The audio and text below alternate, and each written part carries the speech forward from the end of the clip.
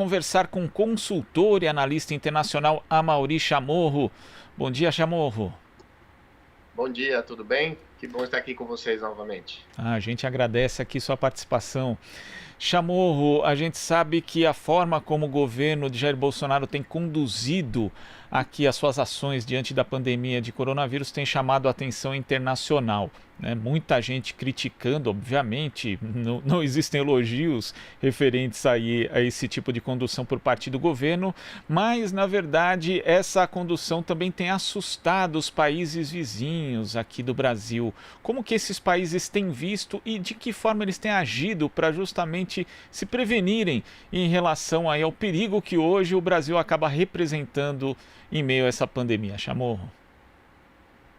Bom, nos bastidores é tratado o governo brasileiro como algo criminal, né? Porque você não pode. Uma coisa é você não ter a capacidade de ação, ou de repente você ter demorado em comprar respiradores, em comprar testes para detectar o coronavírus. Outra coisa é você denegar o coronavírus, outra coisa é você ordenar as pessoas saírem às ruas, é você pedir para abrir academia, abrir cabeleireiro, ou seja, você manter uma atividade econômica que, obviamente, para um país das dimensões do Brasil, nesse momento é o quarto país com o maior número de contágios do planeta, você vai ter, você põe em risco a sua população. Então, obviamente, deixa estarrecido toda a comunidade internacional. O que eu te falo, pela minha convivência, pelo meu trabalho, nos bastidores, realmente, não é se eu sou de esquerda ou de direita que eu estou assustado ou não com a postura do Bolsonaro, é simplesmente universal. Qualquer diplomático, qualquer político, qualquer cidadão de qualquer país do mundo nesse momento não entende. Tem um Bolsonaro como uma referência do que não deve ser feito, e é muito ruim para o Brasil isso, porque também acaba, de alguma forma, essa postura de negação e durante algum tempo, inclusive de dizer que foi a China responsável pelo coronavírus, como uma forma de manipular a geopolítica mundial e que foi de propósito e que foi feita em laboratório, estremece as relações diplomáticas do país com muitos outros países. E agora a economia mundial vai mudar, na verdade, a dinâmica, a cadeia de valores, vai ter uma queda no PIB mundial de mais de 5 pontos, provavelmente chegue a ser a pior crise da história da humanidade, a pior crise econômica da história da humanidade, a partir do coronavírus. Então, é muito importante para os países que são exportadores, como o caso do Brasil, você ter uma boa relação e você você conseguir fortalecer esses blocos econômicos, como, por exemplo, o Mercosul, como era a Unasur, para você conseguir exportar e negociar em melhores condições e, inclusive, você ter mais acesso a crédito. E para isso você precisa ter uma diplomacia forte.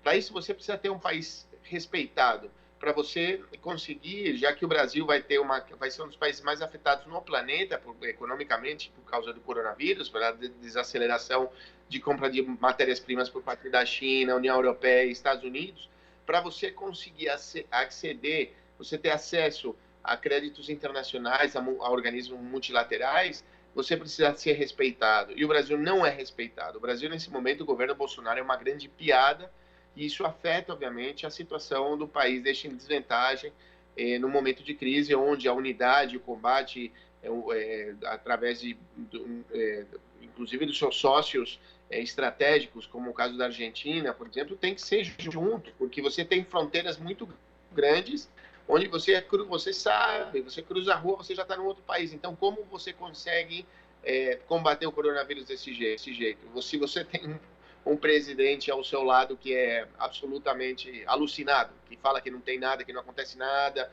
e que todo mundo deveria estar na rua trabalhando.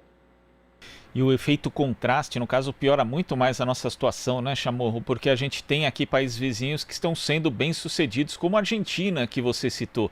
Isso torna ainda o nosso fracasso diante da pandemia maior. Bom, vamos piorar a situação. A Venezuela, né? Um país que tem um bloqueio econômico e financeiro terrível e tem 10 mortos apenas. Um país de 32 milhões de habitantes, porque análise, para você comparar, obviamente, você pode ter um país de 30 milhões, um país de 60 e um país de 210 milhões como o Brasil. O que você faz é comparar por número de habitantes. Então, quantos mortos você tem? Quantas pessoas você tem na UTI? Quantas pessoas contagiadas? E a Venezuela tem um dos melhores indicadores mundialmente reconhecidos pela OMS. Por quê? Porque você tem um Estado que realmente atuou para conseguir não só manter, pedir a quarentena, mas você conseguir manter as pessoas em casa. Porque o grande desafio, nesse caso, e a Argentina está conseguindo fazer isso, é você não só manter a quarentena no começo, antes, você conseguir antecipar, você se preparar, é você, primeiro, conseguir fazer o cerco epidemiológico, ou seja, você realmente detectar onde tem focos de contágio, para você poder atuar.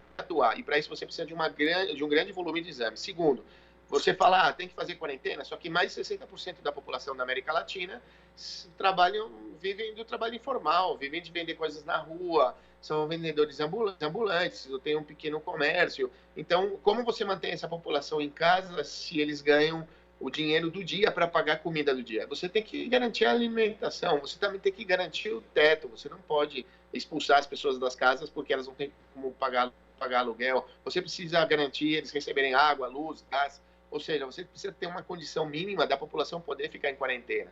Então, se você tem um presidente que fala que é uma gripe, que não é uma doença, que na verdade foi um projeto, o governo, né, o ministro de Educação, depois os próprios filhos do presidente Bolsonaro, falaram que isso daqui era um vírus criado em laboratório para derrubar os governos legítimos do Brasil, como o caso do Bolsonaro, ou dos Estados Unidos, do Trump.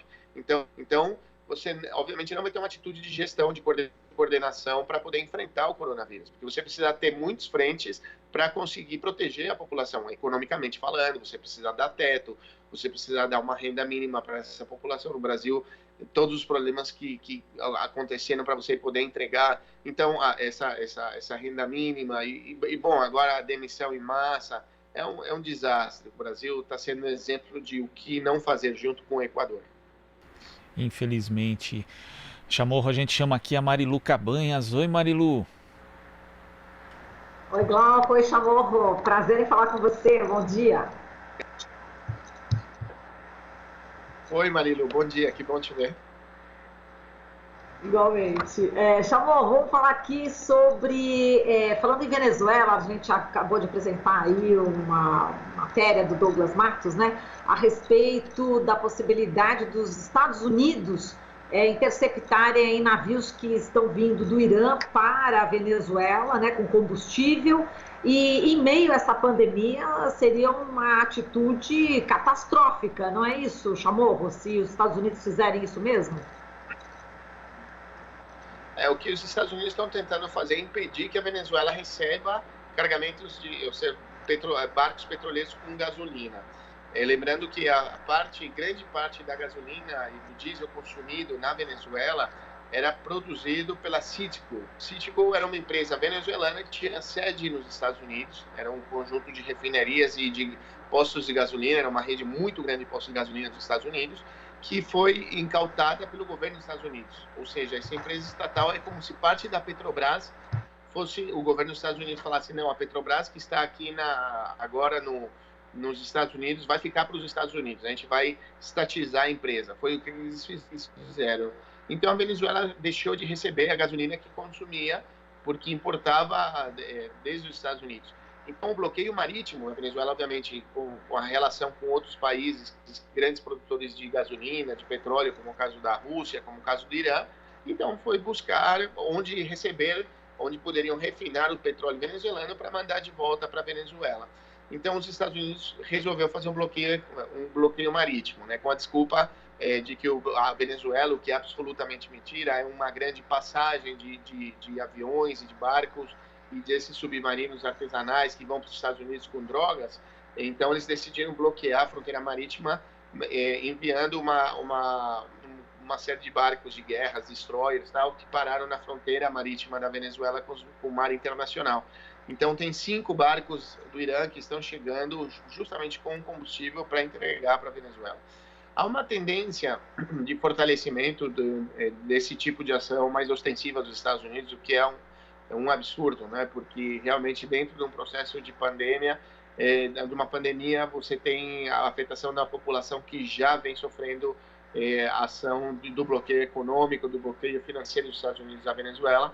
Só que a gente precisa lembrar também um pequeno detalhe. A grande maioria da droga que sai da Colômbia, porque o maior produtor de drogas do mundo é a Colômbia e o maior consumidor de drogas do mundo são os Estados Unidos, quase toda essa droga sai pelo Pacífico.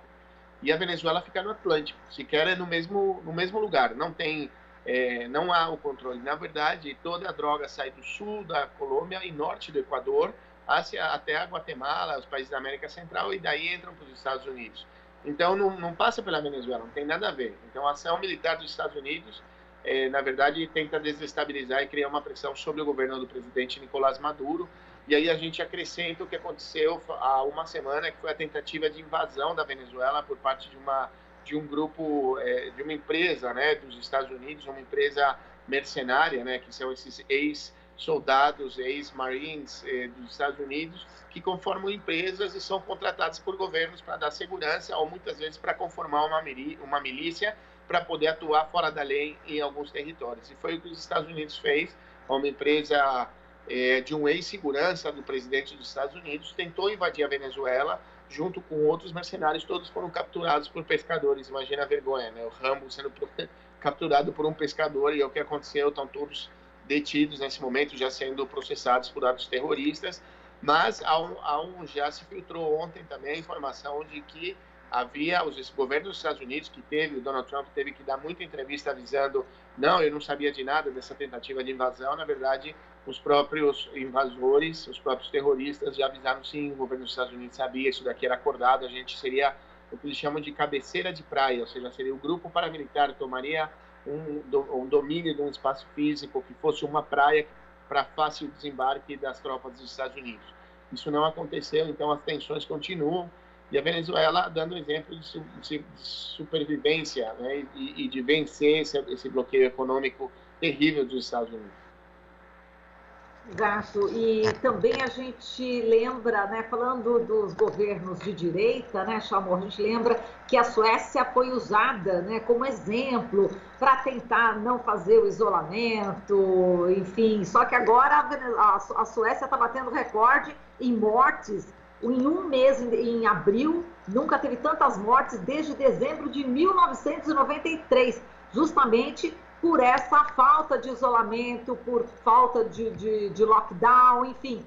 E o Bolsonaro continua falando, né, da Suécia, dando como exemplo a Suécia.